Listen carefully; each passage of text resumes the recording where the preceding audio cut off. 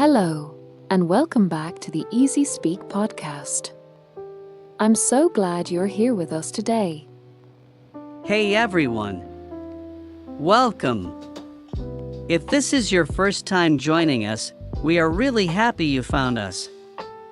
And if you're a regular listener, welcome back.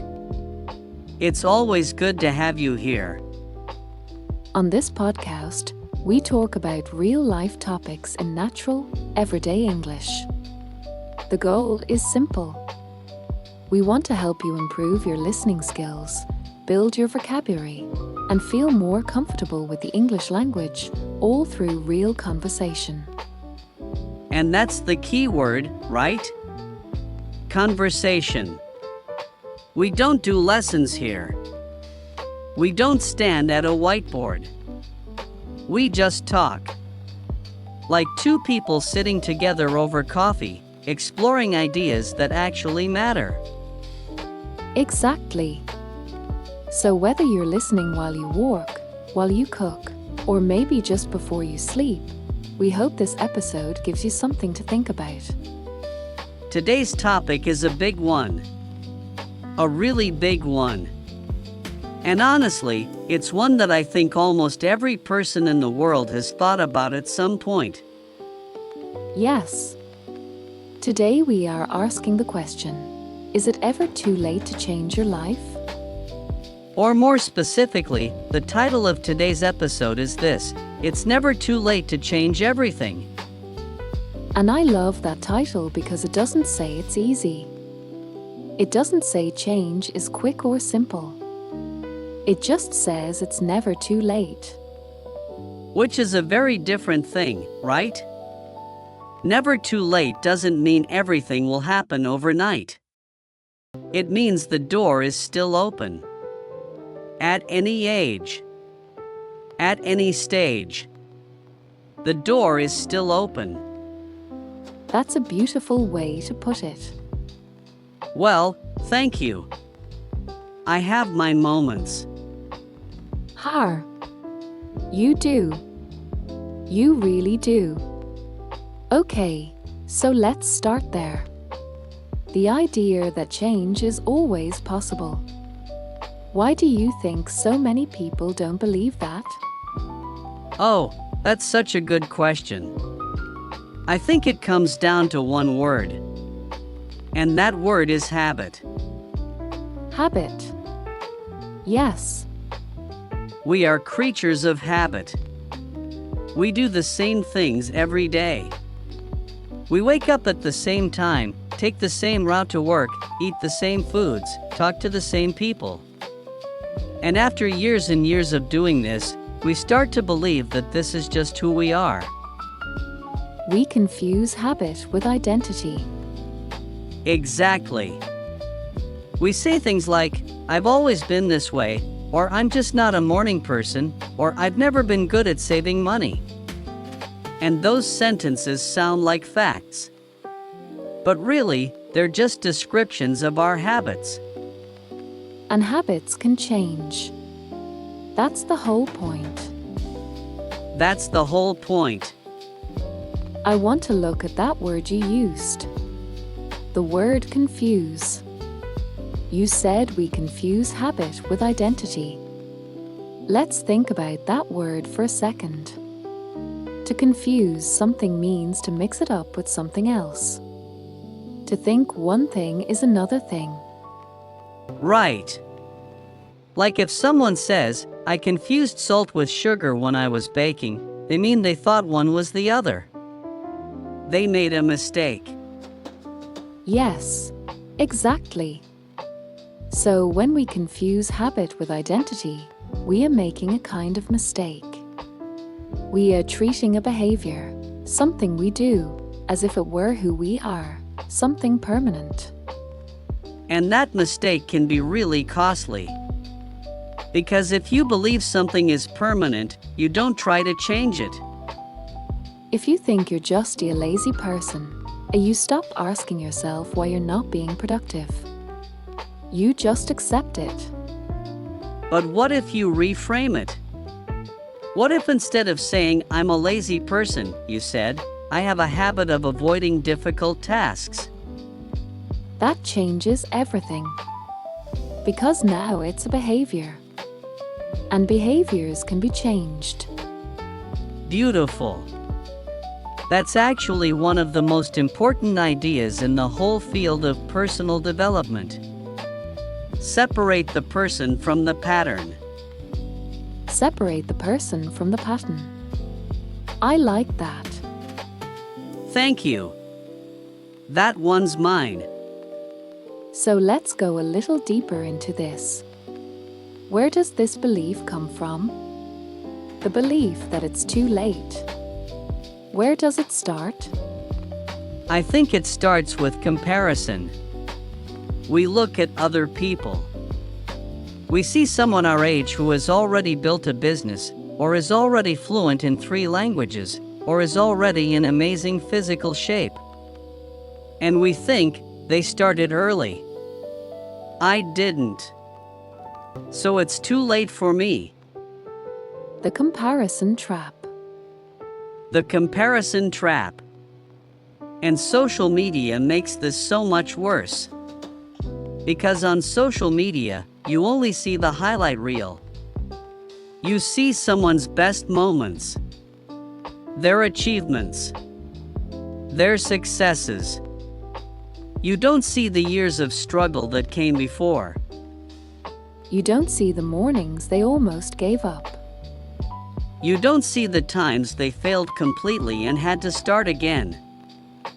And that creates a false picture. You think, this person just arrived at success. They must have started young. They must have had some natural talent I don't have. And you use that false picture as evidence that it's too late for you. Let me tell you about someone. His name is Colonel Sanders. Do you know Colonel Sanders? The fried chicken man? Yes. The founder of KFC, Kentucky Fried Chicken. Do you know how old he was when he started that business? I think I've heard this before. He was older, right? He was 62 years old. 62. He spent years before that trying different businesses. He had many failures. He drove from restaurant to restaurant trying to sell his chicken recipe. Many people said no. And then, at 62, he found his path. And KFC is now one of the most recognized brands in the entire world. Exactly. Now, I'm not saying everyone needs to start a global food chain. But the story shows something very important. That what you've done in the past, or how old you are, does not determine what is still possible for you. The past is information, not a prison. Oh, I love that. Say it again. The past is information, not a prison. That should be the quote of this episode. Write it down, everyone. Seriously. If you're listening and you have a notebook, that's worth writing down. The past is information, not a prison. Because information you can learn from. A prison you're trapped in. And so many people feel trapped by their past. By choices they made years ago. By things that happened to them. By the version of themselves that existed 10 years ago. And they carry that version around like a heavy bag. Yes. A heavy bag they never put down. Okay, I want to bring up something practical here. Because we can talk about philosophy and inspiration all day, and that's great. But I also want to talk about the real obstacles. The things that actually make change hard. Not just emotionally, but practically. Yes, let's do that. What's the first one for you? time, or the feeling that there isn't enough of it.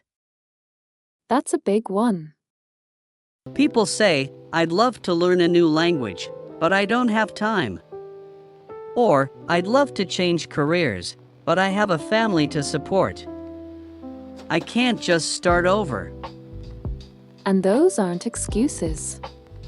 Those are real constraints, real limitations. So let's be honest about that. Change is harder when you have responsibilities. Much harder. If you're a parent with young children, or you're supporting your family financially, you can't just quit everything and start from zero. That would be irresponsible. So what do? You change in layers. You change in small steps. You find the edges of your day, the early morning, the late evening, the lunch break, and you use those moments intentionally. That's a great phrase. The edges of your day. Because most of us have more edges than we realize. 15 minutes here. 20 minutes there. If you take those moments and use them towards something you want to build, those minutes add up over months and years into something real. I know someone who learned to play guitar entirely during his lunch break. He worked a full-time job, had 2 kids, a busy life. But every day at lunch, for 30 minutes, he practiced guitar. And 2 years later, he could play beautifully. 2 years sounds like a long time. But 2 years will pass anyway. That's such a good point. 2 years will pass whether you practice guitar or not. The question is, at the end of those 2 years, do you want to be someone who plays guitar or someone who wishes they had started? That's the real question. It's not about how long the journey takes. It's about whether you start at all. And I think this connects to something called the sunk cost mentality. Let me explain that phrase. The sunk cost mentality. Yes, go ahead. A sunk cost is something you've already spent. Money, time, energy. Something you can't get back. The sunk cost mentality is when you keep doing something not because it's good for you, but because you've already invested so much in it.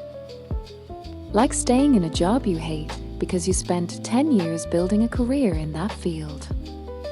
Exactly. You think, if I leave now, all those years were wasted. But that's not really true, is it? No. Because those 10 years gave you skills, knowledge, connections. Things you take with you wherever you go.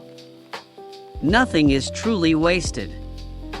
Even bad experiences teach you something.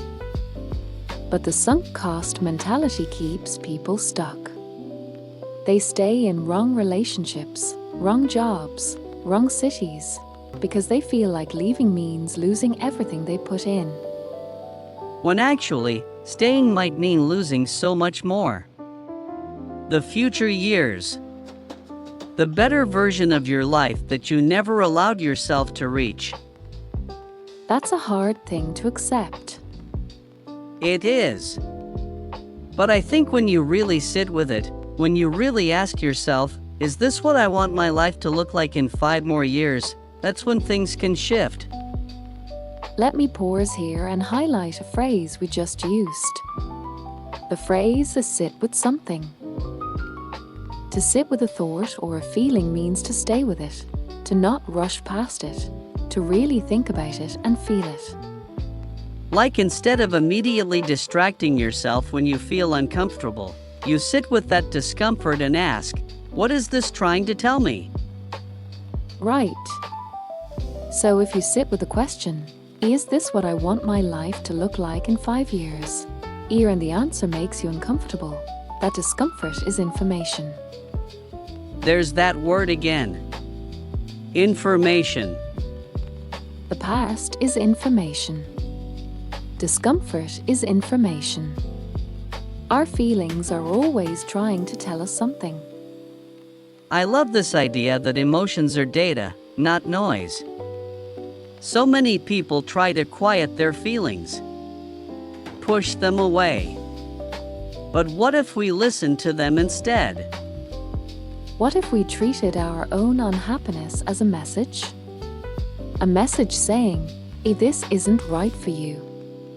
There's something better available." Not a weakness. Not a failure. A signal. A signal. Yes. And signals are meant to be followed. Okay, let's talk about something else. Because so far we've mostly been talking about people who feel stuck, who feel like change is not possible for them. But I want to flip this a little. What about people who want to change but they're afraid? Fear of change. Which is actually one of the most common human experiences. Psychologists call it neophobia in extreme cases, but most people just experience it as a kind of hesitation, a resistance. Even when you know the change would be good for you. Especially then. Because the bigger the potential reward, often the bigger the fear. Why do you think that is? I think it's because big changes threaten our sense of who we are. Like we said before about habit and identity. If you've spent years telling yourself a certain story about who you are, and now you're about to change something fundamental, part of you resists because it doesn't know who you'd be on the other side. That's a really interesting way to look at it.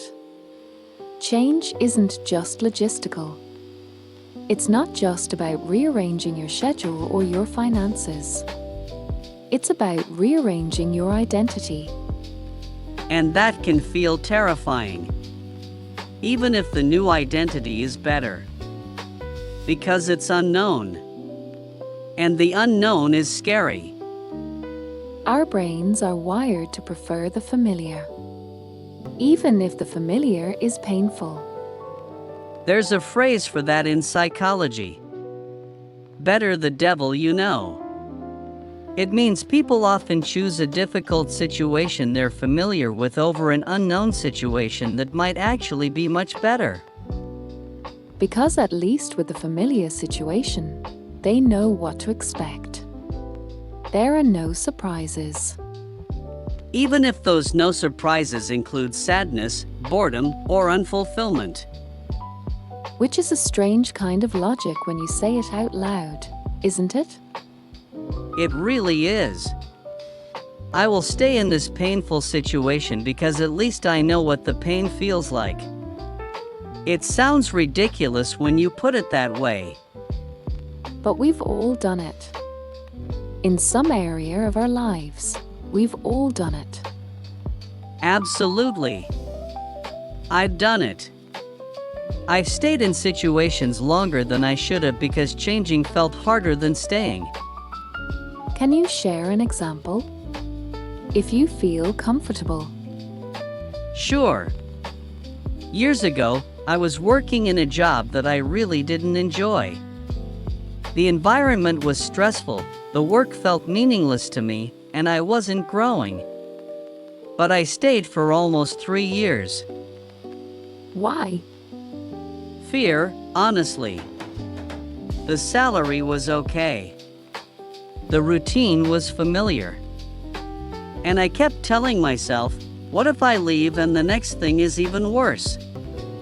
That fear of something being worse kept me stuck in something that was already not good. That's so relatable. And the funny thing is, when I finally did leave, within a few months I found something so much better. Not just professionally, but in terms of how I felt about my days, my energy, my sense of purpose. And looking back, what do you wish you had told yourself 3 years earlier? I wish I had told myself that discomfort is not a permanent state. And that staying in something uncomfortable just to avoid uncertainty doesn't make the discomfort go away. It just makes it permanent. Staying in something uncomfortable just to avoid uncertainty doesn't make the discomfort go away. It just makes it permanent. That's really powerful. I should have a podcast. You do have a podcast. Oh, right. Fantastic. Let's talk about something that I think a lot of our listeners, especially our English learners, might relate to. And that is changing a skill. Specifically, changing your relationship with the English language. Oh, yes. Because so many of our listeners are learning English as adults. They're not learning as little children with young, flexible brains. They're adults with jobs and families and busy lives, and they're trying to do something that feels really hard. And so many of them carry this belief that because they didn't learn English in childhood, they can't really be fluent. Which is just not true. But it's a very common belief. And it comes from this idea that there is a window for language learning, and that window closes sometime in childhood. While it's true that children can absorb language very naturally and quickly, adults actually have their own advantages. Really?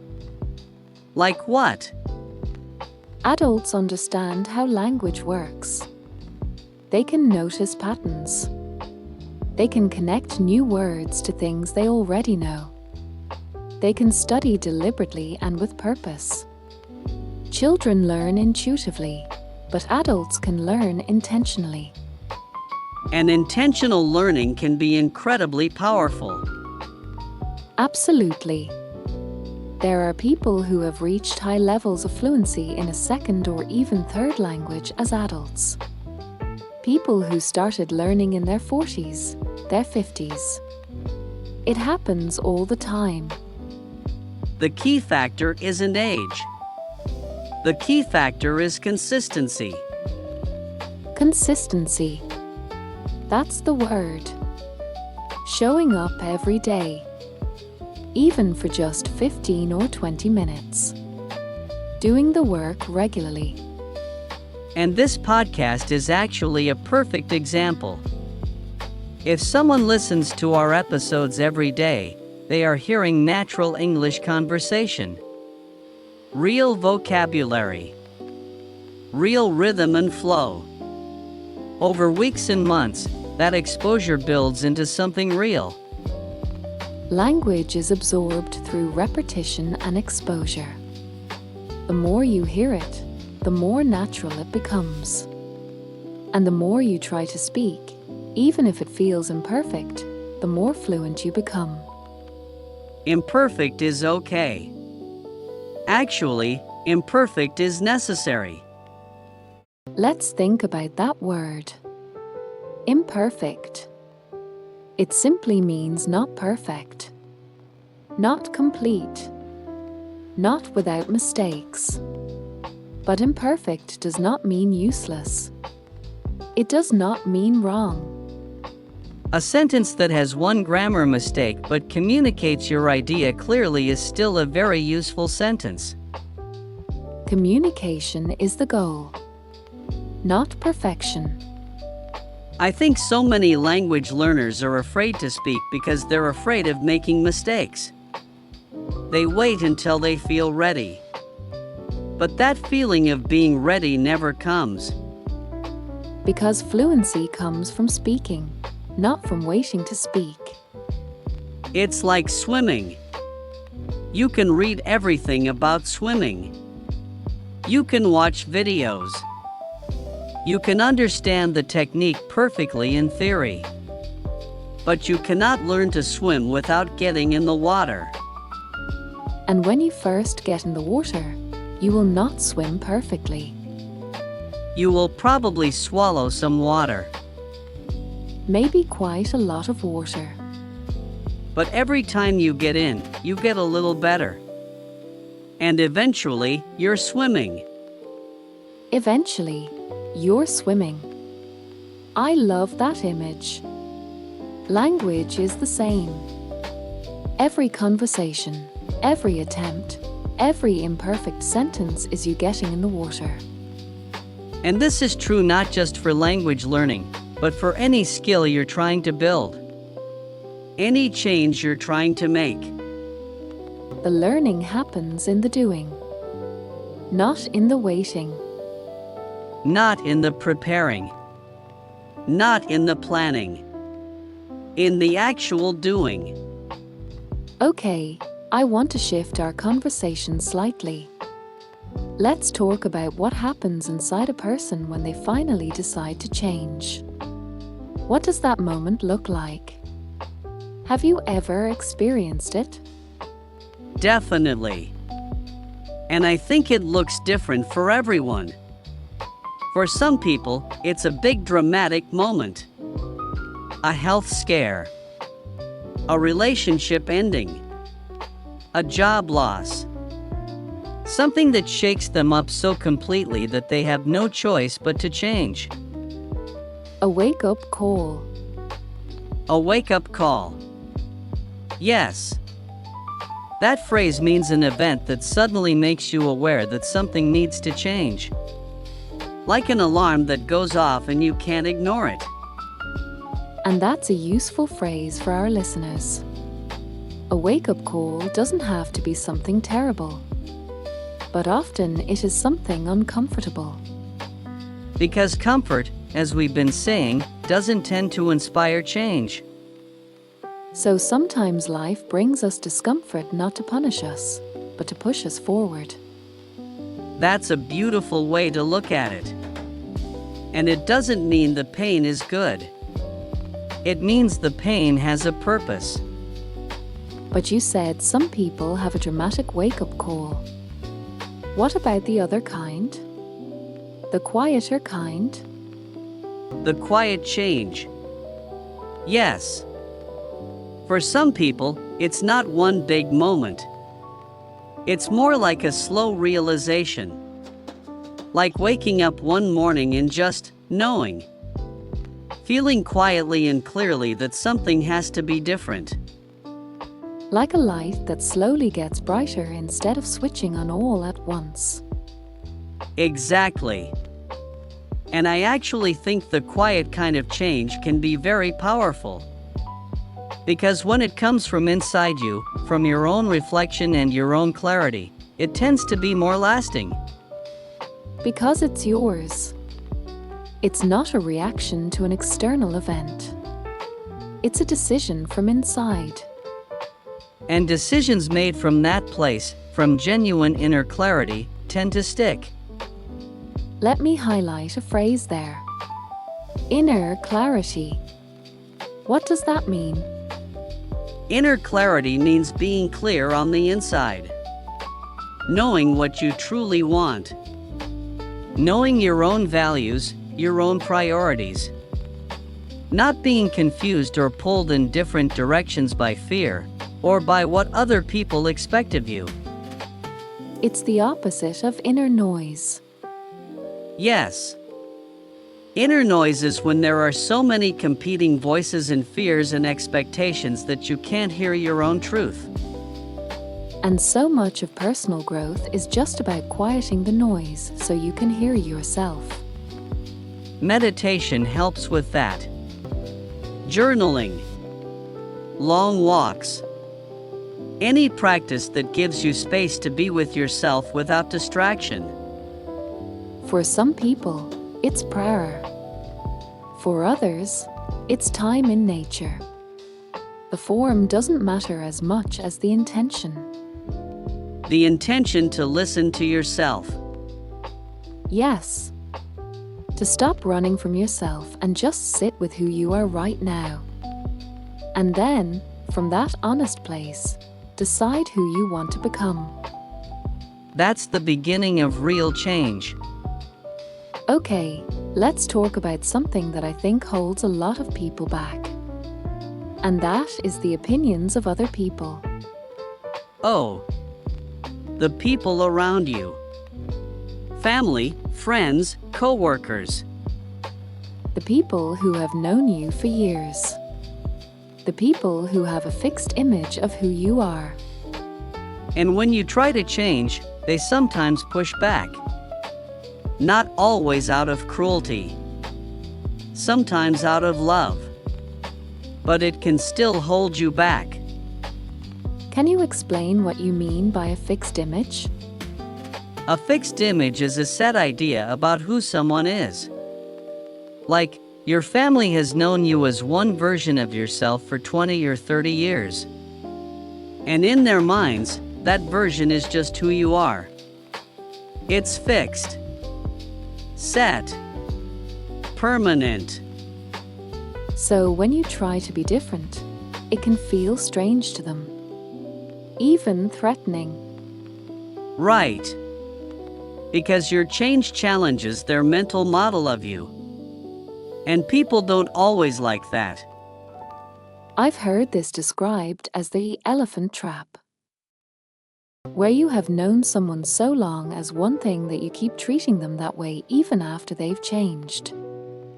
Like the old story of circus elephants.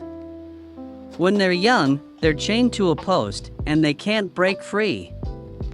As they grow into enormous, powerful animals that could easily break the chain, they don't even try. Because they've been trained to believe they can't. So they remain limited not by the physical chain, but by the mental belief. And people around us can sometimes function like that chain. Not intentionally. But their expectations of us can become a kind of invisible barrier. So what do you do? I think the first thing is compassion. Try to understand that the people who push back on your change often do so from a place of familiarity. They liked the version of you they knew. Change can feel like a kind of loss for them. That's a generous way to look at it. It's the most useful way, I think. Because if you respond with anger or resentment, it creates conflict that drains your energy. Energy you need for the actual change. And if you respond with compassion, you can hold your own direction while also maintaining the relationship. Yes. You say, in effect, I understand this feels strange to you. But this is who I'm becoming. And I hope you'll be on this journey with me. That's not always easy to say or to live out. It's rarely easy. But it's the most honest and respectful approach. And what about the people who simply won't come along? Who resist not just your change, but your right to change? That's a painful one. And it's real. Sometimes when you grow, certain relationships don't fit the same way anymore. Like a pair of shoes that used to fit perfectly but now feel too tight. And you can try to stretch them. You can try to adjust. But sometimes, the kindest and most honest thing is to accept that the relationship has run its course. That doesn't mean anyone is bad. It just means people grow in different directions. And that's okay. That's allowed. Growth sometimes requires letting go. Letting go. That's another big phrase for today. To let go means to release something. To stop holding on. Not because it didn't matter, but because holding on is preventing you from moving forward. Letting go is one of the hardest things humans do. Because we attach meaning to things, to relationships, to identities, to beliefs. And releasing that feels like a kind of grief. It is a kind of grief. Even positive change involves a kind of grief. You're saying goodbye to a version of yourself, even a painful version. And that's worth acknowledging. You don't have to feel only happy and excited about change. It's okay to also feel a little sad for what you're leaving behind. That's a really healthy thing to say. Because the motivation world sometimes makes it seem like growth is always exciting, always energizing. But sometimes it's quiet and bittersweet. Bittersweet. A word we should pause on. Something that is bittersweet is both sad and sweet at the same time. It has a quality of both emotions together. Like finishing a really good book. You're glad you read it, but you're sad it's over. Or leaving a city you love to go somewhere new and full of possibility. Both things are true at once. And allowing both things to be true is wisdom. I think that's such an important message for people going through change. You don't have to feel only one thing. You can feel the loss and the hope at the same time. And both feelings are valid. Both feelings are human. Let's talk about something very practical now. Because we've been exploring a lot of emotional and psychological territory, and I want to make sure our listeners leave this episode with something they can actually use. Yes. Let's get concrete. What are the actual steps? When someone decides they want to change, how do they begin? Not in theory, in practice. All right. First step, and this is maybe the most important one, get specific about what you want to change. Not vague, specific. I want to be healthier is vague. I want to walk for 30 minutes every morning before work is specific. I want to improve my English is vague. I want to listen to one English podcast episode every day and write 5 new words from it in my notebook is specific. Specificity is powerful because it removes ambiguity. You always know whether you did the thing or not. Did you walk this morning? Yes or no? Simple. Did you listen to your podcast today? Yes or no? No gray area. And that clarity makes consistency much easier. Second step, start smaller than you think you need to. This is so counterintuitive. I know. We think we need to go big. Make a dramatic change. Throw ourselves completely into the new thing. But research on behavior change shows that small steps are more likely to stick. Because they don't overwhelm you. They don't require you to completely redesign your life. They just require you to add one small thing. Or remove one small thing. And when you do that consistently, the small thing becomes a habit. And the habit becomes your new default. And one day you look back and realize you've completely rebuilt yourself, one small choice at a time. Exactly. Real transformation usually isn't one big leap. It's 1,000 small steps. Third step, Tell someone. Find a person you trust and tell them about the change you're making. Not to perform for them. Not to get approval. Just to create accountability. because when you say something out loud to another person, it becomes more real. Much more real. There's something about speaking your intention that makes it feel like a commitment. And humans generally want to honor their commitments. That social dimension is powerful. And ideally, find someone who is also working on themselves.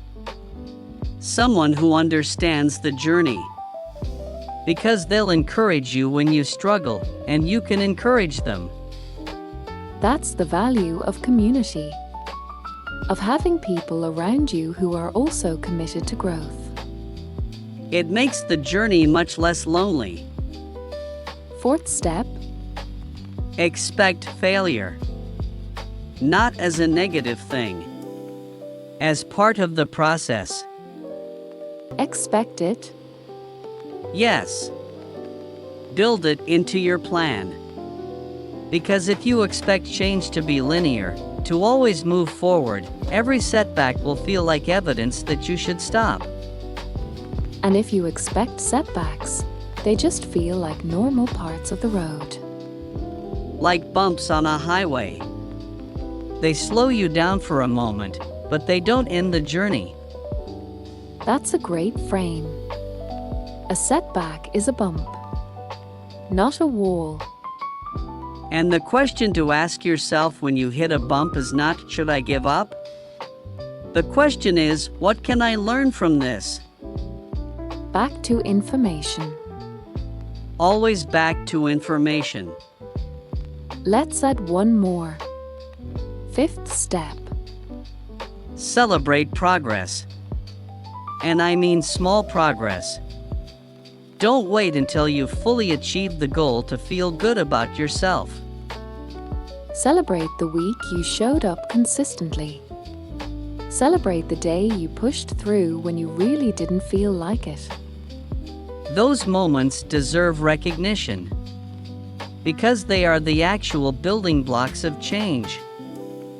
And when you celebrate small wins, you train your brain to associate the new behavior with positive feelings. And that makes you want to keep doing it.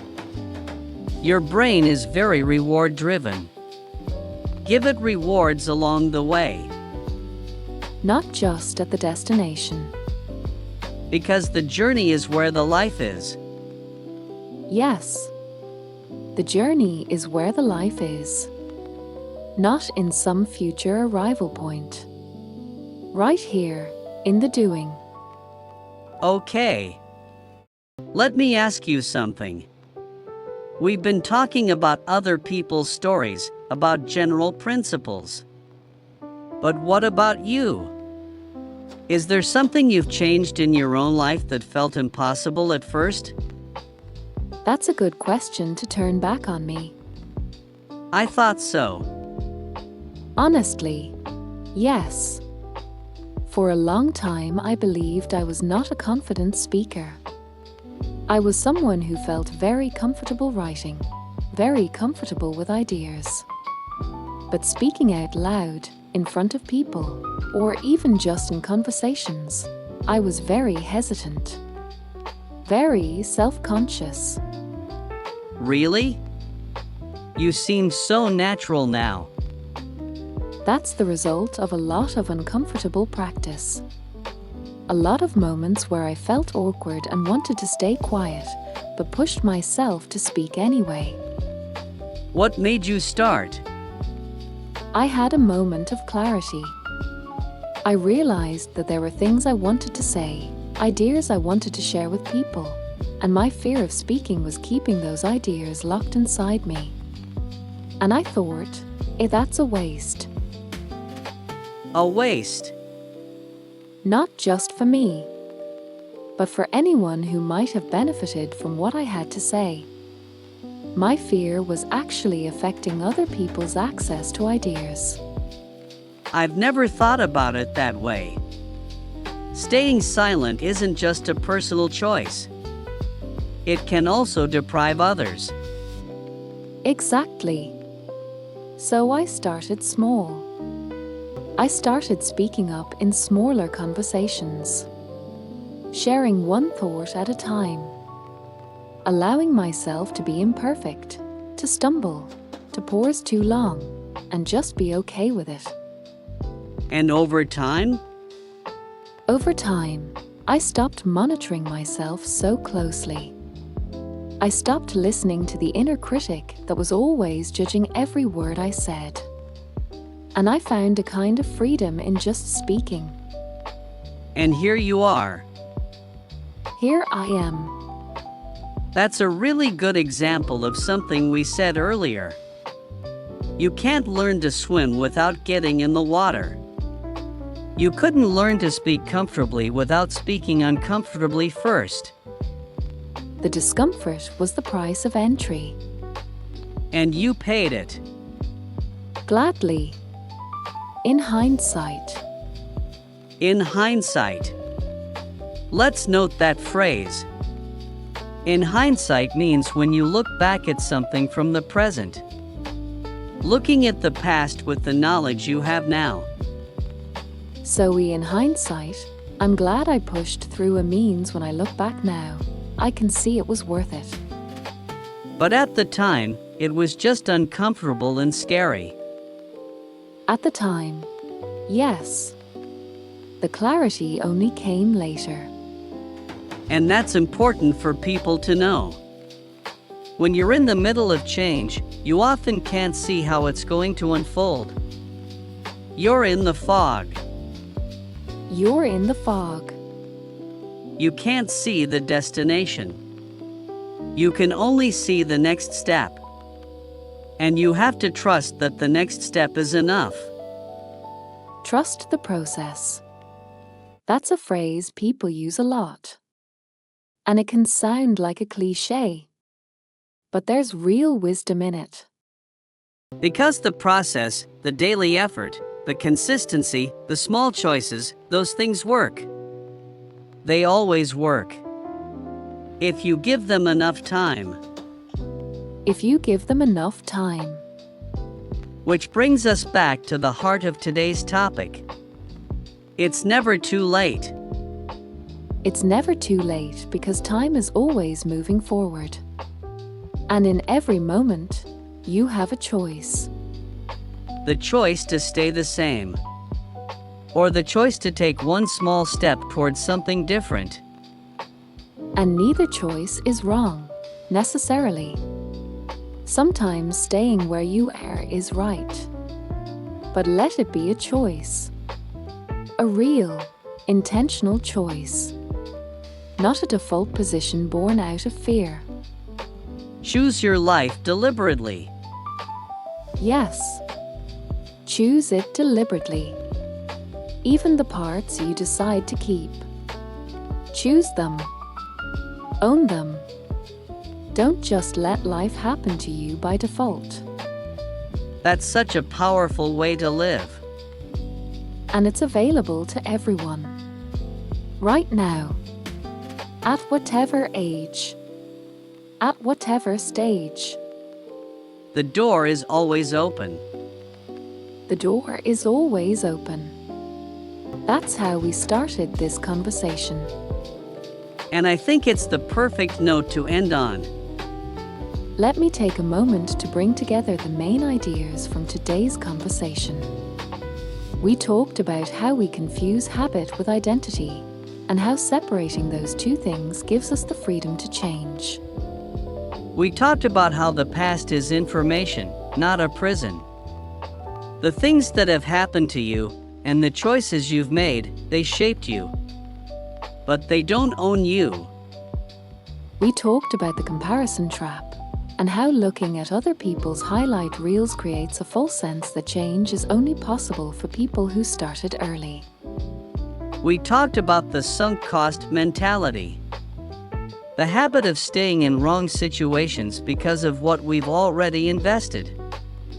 And how that way of thinking costs us our future. We talked about fear of change, and how it's often not about the practical challenges, but about the identity shift that real change requires. We talked about the quiet revolution that happens when you consistently take small steps. How real transformation is usually made of 1,000 small choices, not one dramatic leap. And we talked about being kind to yourself in the process. Expecting setbacks. Celebrating small wins. Allowing yourself to feel both the loss and the hope that come with genuine change. All of those things together paint a picture of what it actually looks like to change your life. Not a fairy tale. Not an overnight success story. But a real, human, imperfect, beautiful journey. Toward a better version of yourself. Which is always possible. At any age. At any stage. The door is open. I want to leave our listeners with one reflection question before we close. And it's a simple one, but I think it's worth sitting with. Go ahead. The question is this: is there one thing in your life right now that you have told yourself it's too late to change? Take a moment with that. Think about it honestly. And then ask yourself, is that really true? Or is that a story you've been telling yourself for so long that it feels like a fact? And if it's a story, what would happen if you stopped telling it? We would love to hear your answer in the comments below. Tell us, what is one change you've always wanted to make but told yourself it was too late? Because we believe, with everything in us, that it is not too late. It is never too late. All right, we are reaching the end of today's episode. Thank you so much for spending this time with us. Seriously.